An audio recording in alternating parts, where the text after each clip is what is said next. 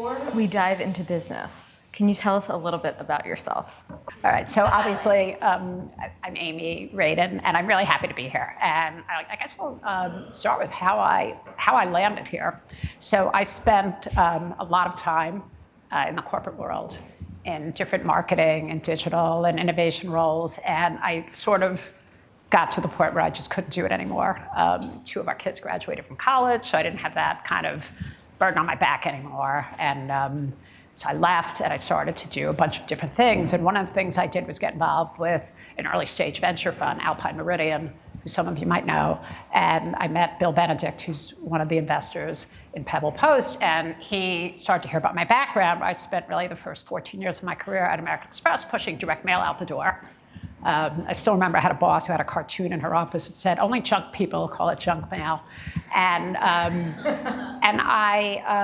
he said, "I want you to go meet Louis Gersh. He's the CEO of Pebble Post, and it's one of our companies. And you seem to know a little bit about marketing, and so maybe you and Louis would enjoy a conversation." And I came down, and it was in the very early days, back in the original office down in Cooper Square. And I remember saying to him, I said, it's when Pebble Post was really out pitching e-commerce startups. So really trying to get that flag on the beach and get the first bunch of companies. And Jacqueline was there, so we really go back.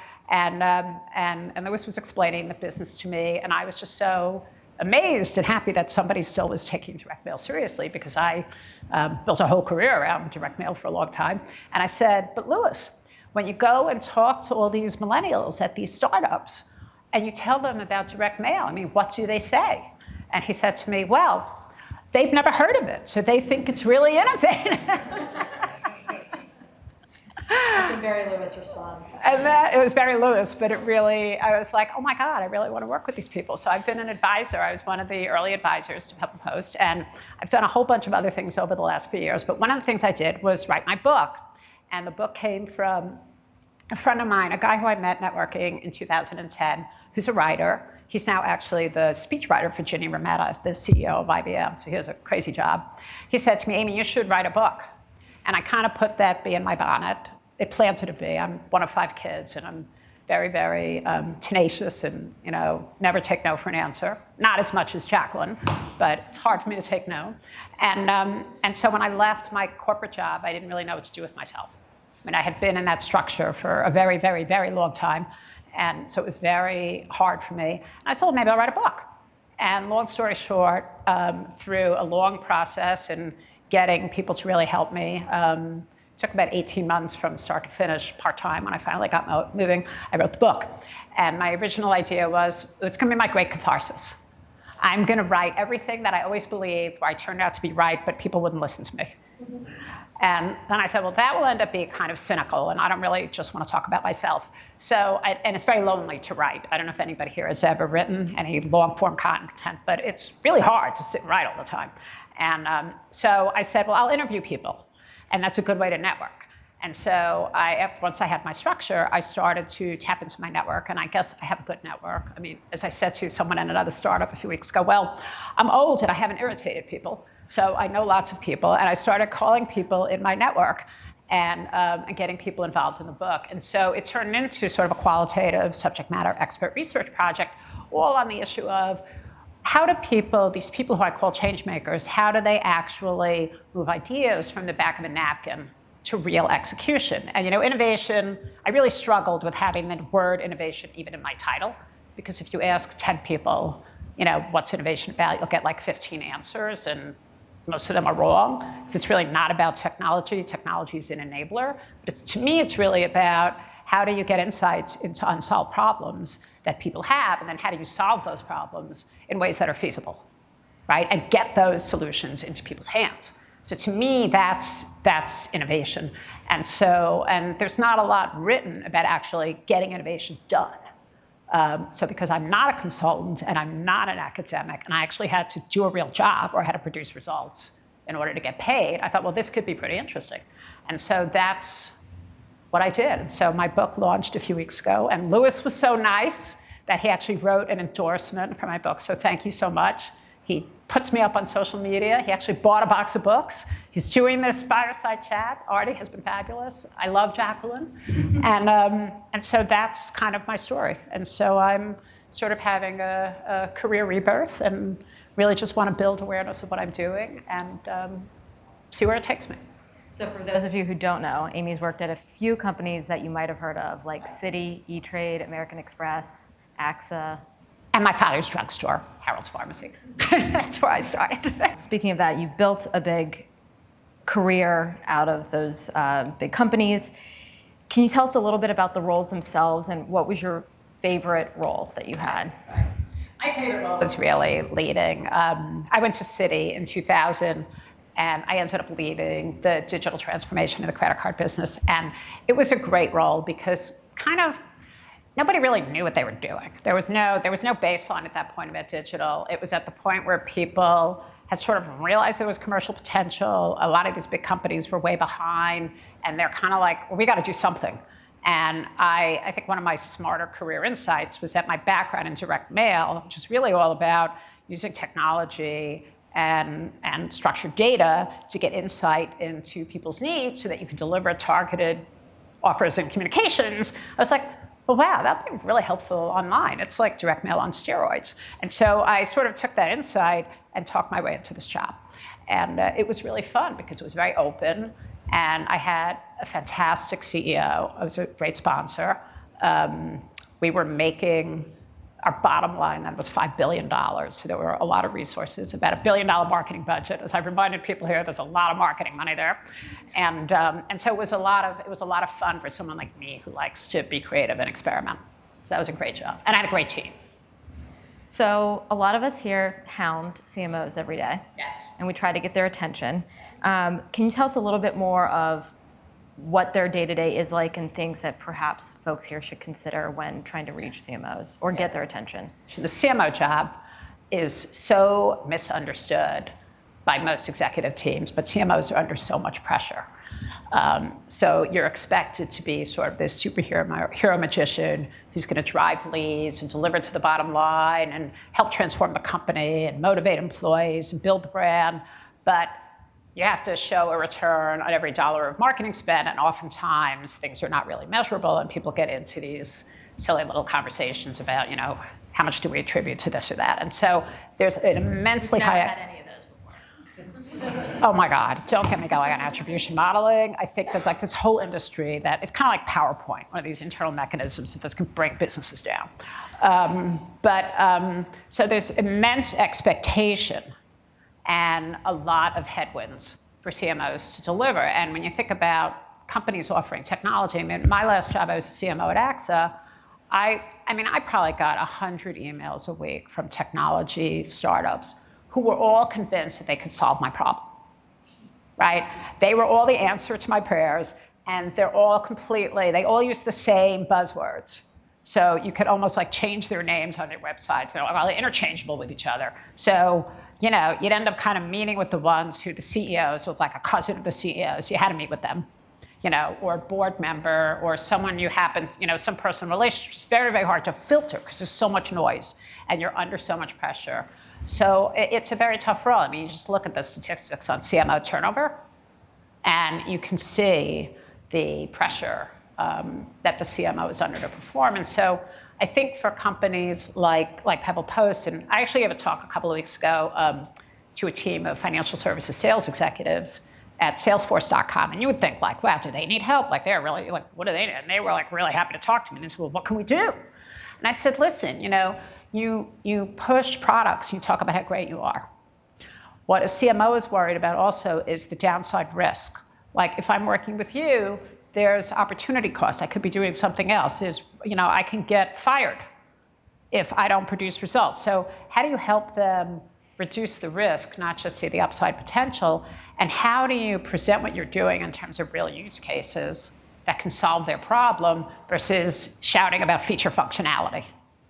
Right, so they have a list of problems. They have some product head beating up on them for not generating enough new accounts, or they have NPS scores going down, or they have, who knows what. So what is it that's on their list in terms of very specific use cases, and how can you show them a way, even if it's just through a single test or experiment or program, to solve their, one of their top 1, 2, or 3 problems. Because if you're not hitting a top 3 priority, it's very hard to get their attention. So to that point, what, in your experience, made for a good vendor-partner relationship? And what were those that succeeded even after a pilot? It's some of the general stuff, just listening and flexibility. I mean, big companies are hard for young companies to work with, right? I mean, just the amount of time to get anything done is astounding. And I see it a lot more now because I spend a lot more time with startups, and I find myself apologizing. I'm helping another startup on business development, and we've opened some really good doors, and and I'm like apologizing for these people because I'm like, well, you don't understand. Here's why it's taking so long, and but it's really the amount of time. So how can you make it easy when you find that champion who's willing to try something new? Because I think you always have to find, right? You've got to find the champion. When you find that champion, think about what's in it for this person and how can I make them personally successful? Because look, we all come to work. I know you're all coming here because you just want to slave away for Lewis, right? And you just love Pebble Post, but you all have families or partners and personal ambitions and student loans and things that you have to do. And so what's in it for each individual? And what's in it for the people, for those champions? And how can you help them personally be successful and make it easier for them and reduce the risk of them advocating for you because you represent change? And big companies, people don't like change. It's a human emotion to fight change. So how can you do that? So changing more to today, and you hit on a lot of these questions. Why do you think you're so passionate about coaching leaders and helping others succeed? Becoming the shrink. No one's ever asked me that question. Well, I'm in the middle of 5 children, so maybe it's that. There's my mother always used to, whenever I did anything particularly crazy when I was a child, and I really was a good girl, I promise, I have to say that to the tape.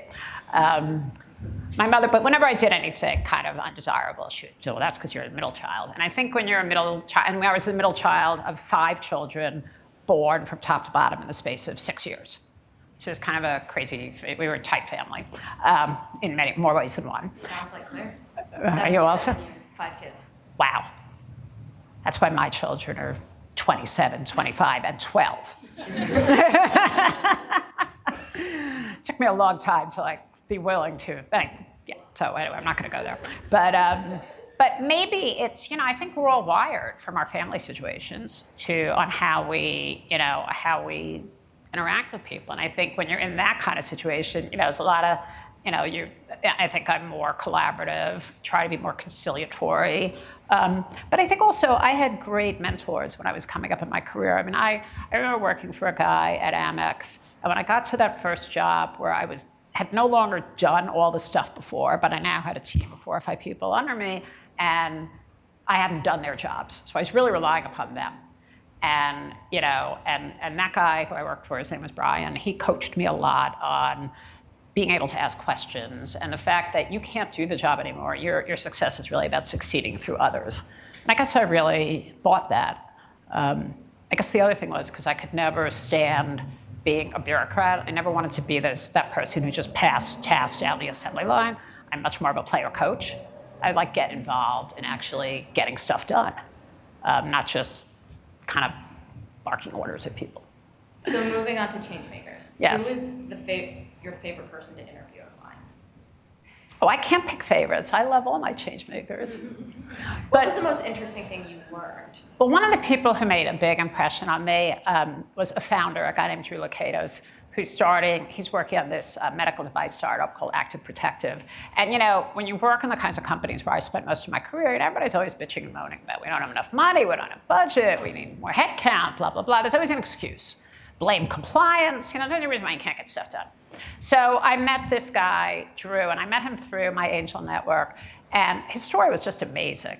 It really proved a point to me about resourcefulness and how if you really want to get something done and you really have purpose and passion, you can get it done no matter what. And he was very motivated by a personal experience to solve the problem of senior citizens dying from falls. and I don't know if you've seen the statistics on this or if this kind of issue has affected anybody in their personal life, but it's like tens of thousands of people die every year, because senior citizens, because of the injuries sustained in a fall. And it's a multi-billion-dollar cost to the medical system. I mean, it's like catastrophic. And so he wanted to create, his idea was kind of to create the moral equivalent of an airbag that would, in that nanosecond when it knew you were falling, inflate. And do it in a way that was comfortable to wear, because a lot of the stuff that's out there, I have an 89-year-old mother, there's no way she would put on any of the devices that are on the market today. You know, they're unattractive, they're tight, they're, you know, blah, blah, blah. You know, she probably couldn't put them on because they're tight. She couldn't get them on. So the thing is, he had to, for a medical device, you can imagine the standards of proof. And so just to get early stage funding, just to get that first $500,000 to build a POC that could get him into a pilot, he had to produce something to prove that it worked. But he had any money, and he has 4 children, right? And his wife's a nurse, so it's not like he's not living off some trust fund.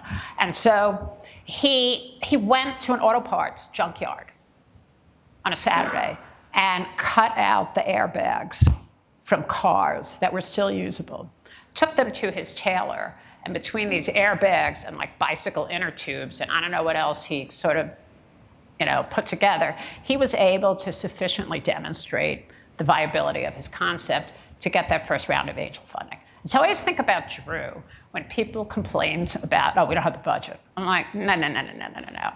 Have you been to the junkyard lately? And I think that was probably, of all the stories I heard, that made a really big impression on me, and it's really changed my view, even my own personal view of how to get things done, because I really, launching a book is not cheap. I mean, it's almost like my entrepreneurial venture, and I had to be very scrappy and resourceful to think about, well, how am I going to get this thing off the ground and build awareness? And he really made me think differently.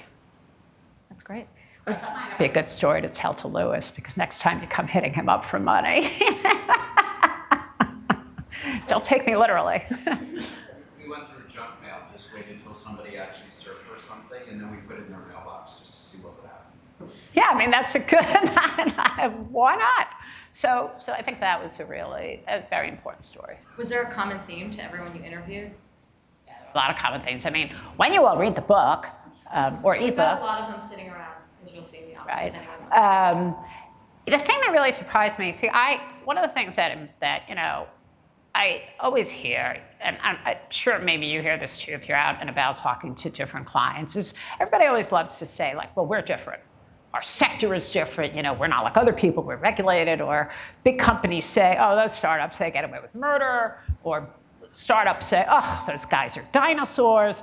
And different sectors all think they're so special. So when I went about talking to people, I deliberately went for a range. So I talked to people representing probably a dozen different sectors, and I spoke to corporate executives, founders, investors. I actually interviewed David Cooperstein. So For those of you who don't know who he is, he's our first CMO. Yeah, I've known David forever. He's really great, and so Pebble Post's in there someplace.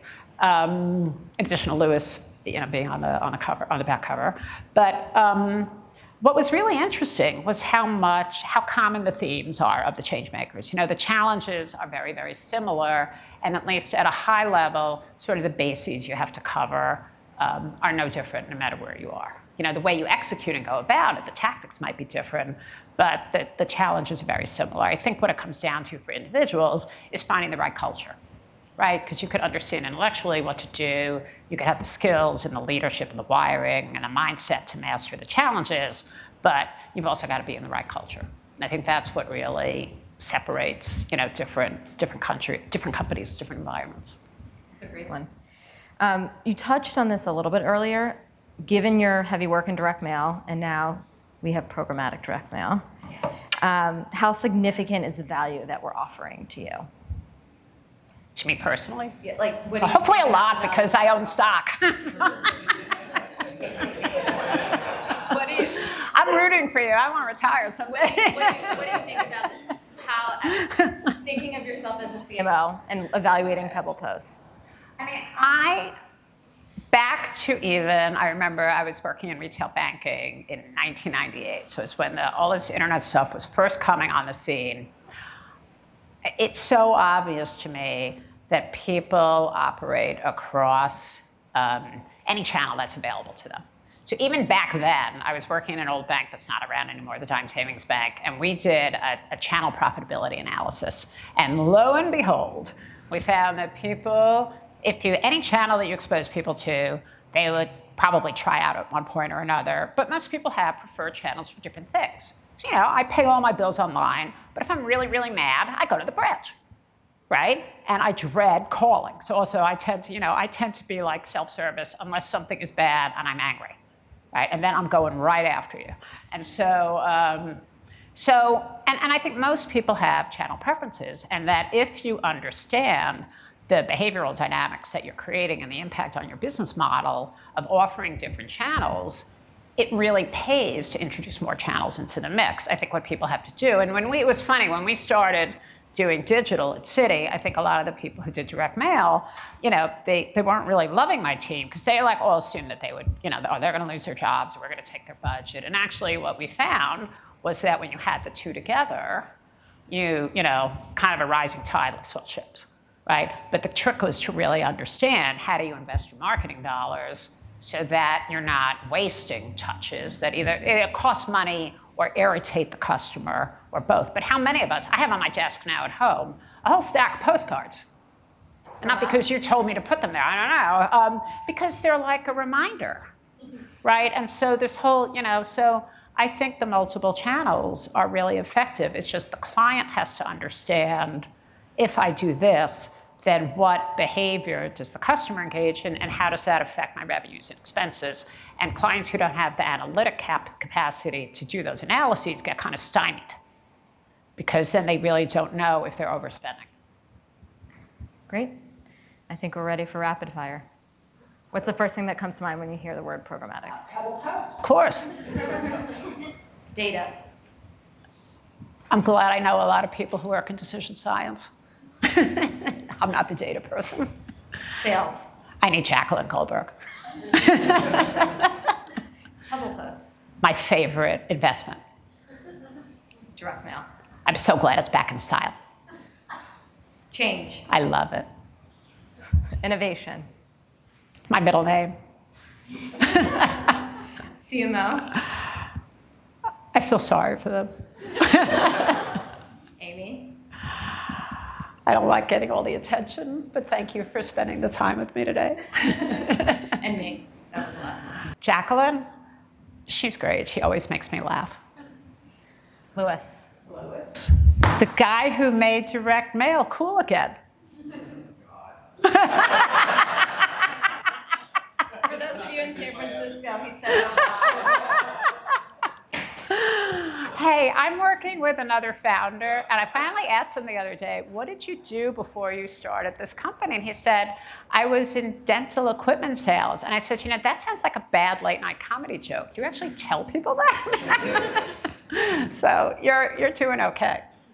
My husband is an IP attorney, and I know that's where you started way back when. So, even though you're a lawyer by training, I still think you're great. Okay, guys, we're ready for Q&A. Anyone have any questions for Amy? Sure.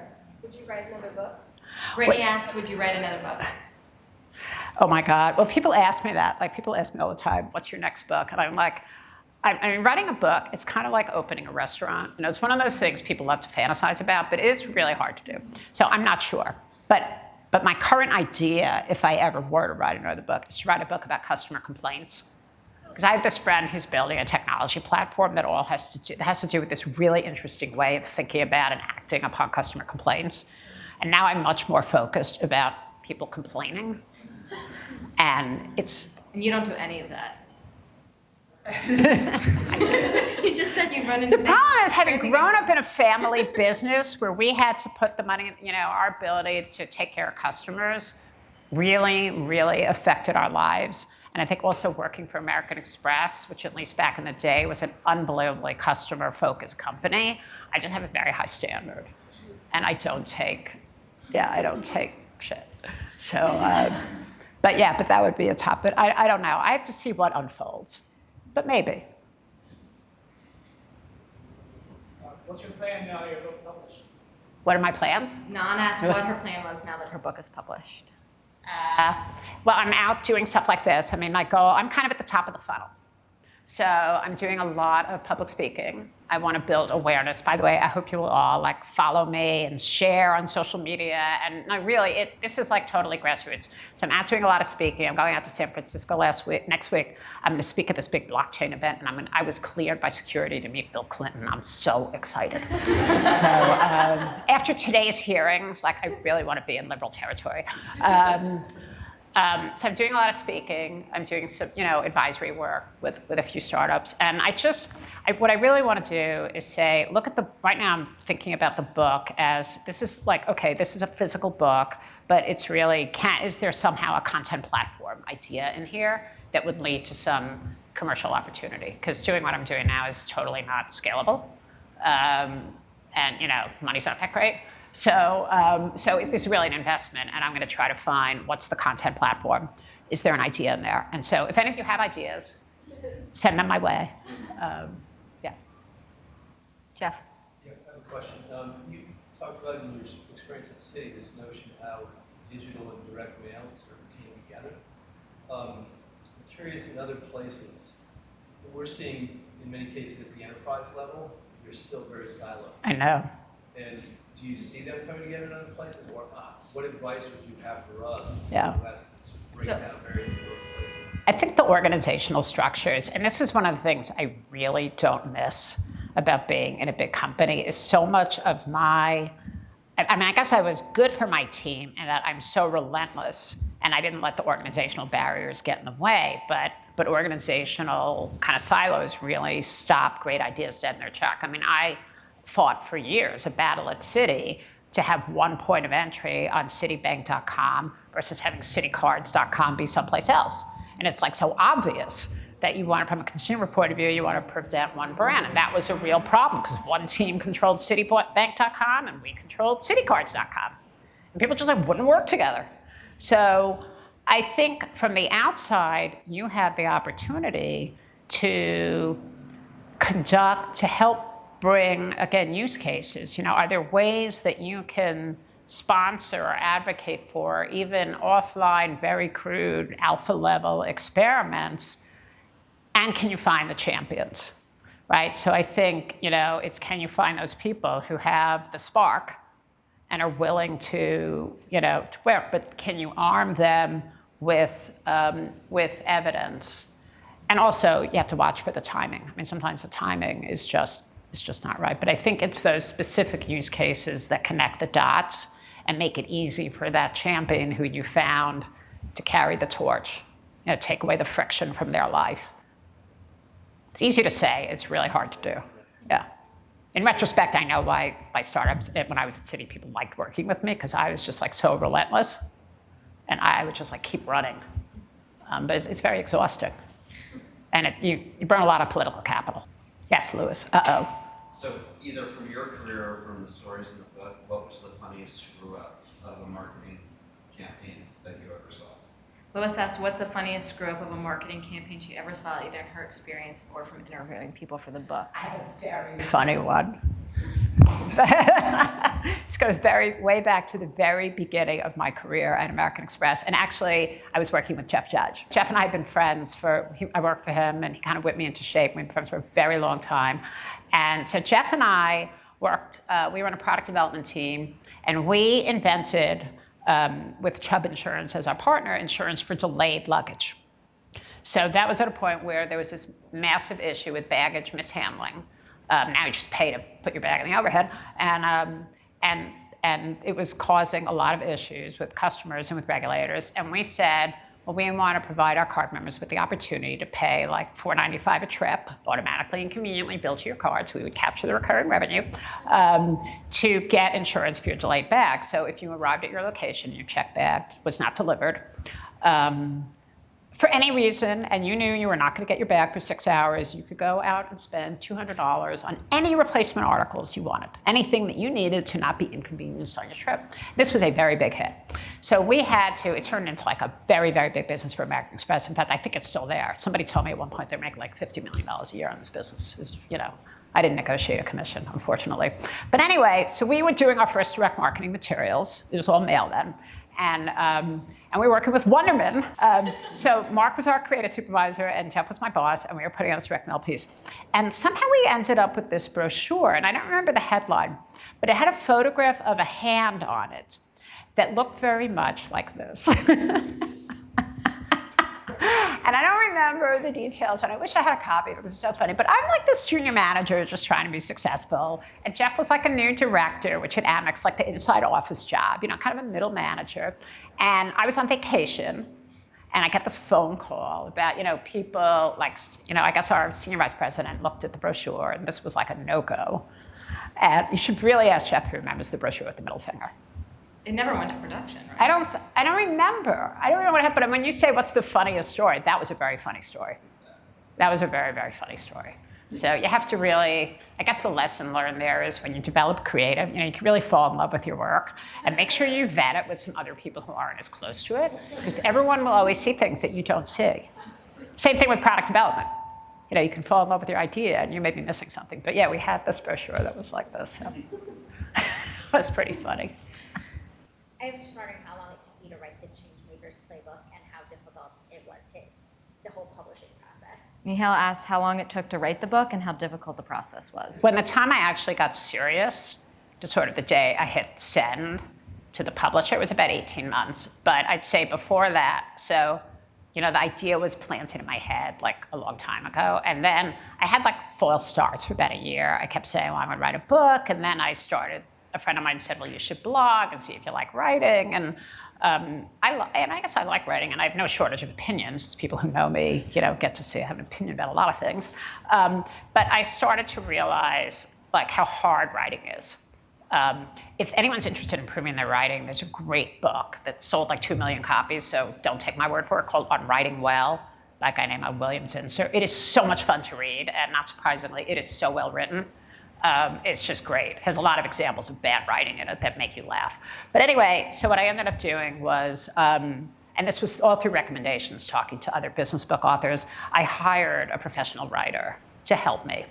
And she was sort of my accountability manager. She created process. She helped me with the chapter outline and the chapter structure. So when you all go and read the book, you'll see there's a very deliberate structure and scheme to the chapters. She helped me figure out that I actually had a book.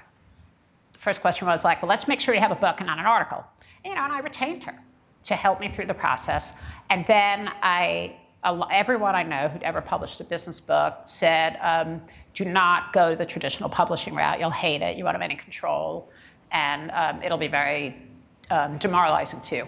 So I found, just through research and networking, the way I've published is kind of through a hybrid model where I put up some capital up front, but I'm publishing through a small imprint called City Point Press, who has a relationship with Simon & Schuster. So I call it kind of the best of both worlds approach, because I get Simon & Schuster Salesforce support. They focus group my covers for me, because that's really, if a Salesforce doesn't like your cover, they won't sell your book. So it was really important to get them bought in. We rejected like 27 cover designs. To get, not unique, but different colors and stuff. And so I hate orange. So you can tell I was definitely swayed. At the beginning, I literally said to my publisher, I said, okay, the one thing about the book I want to tell you, I hate orange more than anything. So I'm open-minded. This is proof that I am really open-minded, because orange is like literally my least favorite color. Ask anyone, ask my daughter, she will tell you, mommy hates orange.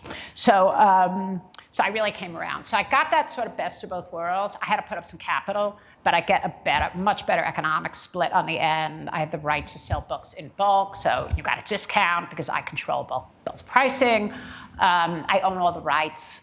With a traditional publishing agreement, they take your rights away for like 10 years, which I hope I'm on the beach within 10 years. And so I sort of did it like that. So then I had my publisher, and then I had a marketing strategist who helped me, and I have a publicist. So a lot of hard work. But once I got to the 1/3 point, I was like, I'm not going to stop. Don't go. But it's hard. You have to really want to do it. That's it. Thanks, guys. Thank you so much. Thank you. And really, thank Louis. Louis has been a great friend. I've really enjoyed working with Jeff, with Jacqueline, with all the people who I've gotten to work. And I love the product. I love what you guys are doing. And so I just wish you much success. Thank you. you.